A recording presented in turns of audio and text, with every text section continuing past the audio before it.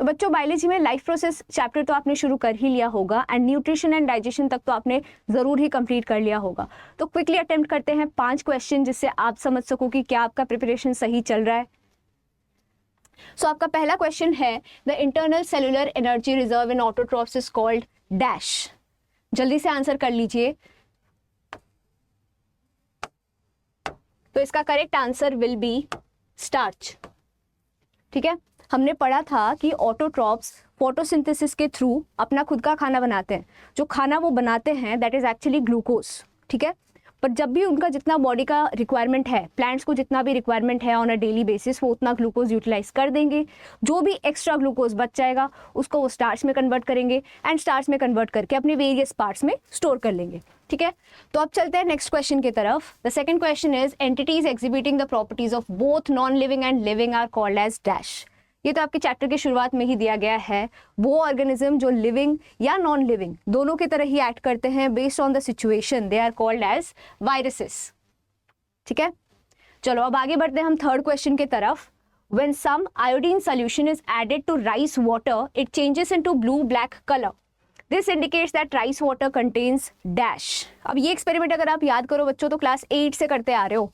Iodine solution जब आप एक किसी भी सब्सटेंस में ऐड करते हो और उसमें ये पर्टिकुलर न्यूट्रिएंट प्रेजेंट होता है तो उसका कलर ब्लू ब्लैक में कन्वर्ट हो जाता है। और क्या होता है वो nutrient? That nutrient is starch.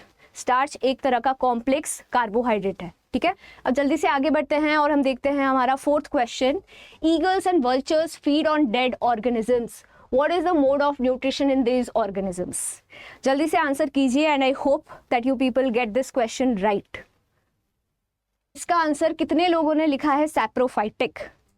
तो अगर आपने इसका आंसर लिखा है सैप्रोफाइटिक तो आपका आंसर है बिल्कुल गलत, क्योंकि इसका करेक्ट आंसर होगा होलोजोइक। तो बच्चों इसमें जो आपका कॉमन कंफ्यूजन होगा वो मुझे समझ आ रहा है and let me address that. जब हमने हेटेरोट्रॉपिक मोड ऑफ न्यूट्रिशन पढ़ा था उसमें 3 सब टाइप्स थे। क्या थे वो 3 सब टाइप्स? उसमें था आपका होलोजोइक,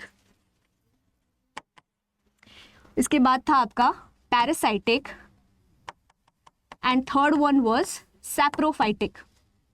ठीक है, तो सैप्रोफाइटिक जो था यस वो डेड एंड डिकेइंग ऑर्गेनिज्म को कंज्यूम करता था, बट वो क्या करता था, वो उनको outside the body break down करके फिर अपने बॉडी में कंज्यूम करता था। ठीक है, बट अगर आप ईगल एंड वल्चर को देख लो तो वो डेड ऑर्गेनिज्म भले ही हो बट वो पहले उसको कंज्यूम कर रहा है फिर ही अपने बॉडी के अंदर उसको ब्रेक डाउन कर रहा है। राइट, तो ये किस टाइप के फॉर्म ऑफ न्यूट्रिशन में आ जाएगा? ये होलोजोइक फॉर्म ऑफ न्यूट्रिशन में आ जाएगा। तो आगे बढ़ते हैं हम अपने लास्ट क्वेश्चन की तरफ। क्वेश्चन नंबर 5 जो कि है the structure given below guards the opening of the hepatopancreatic duct into the duodenum। कौन सा पार्ट है वो जो हेपेटोपैनक्रियाटिक डक्ट और डिओडेनम के बीच में एक पैसेज की तरह, एक गार्ड की तरह काम करता है? तो जल्दी से आंसर कर लीजिए।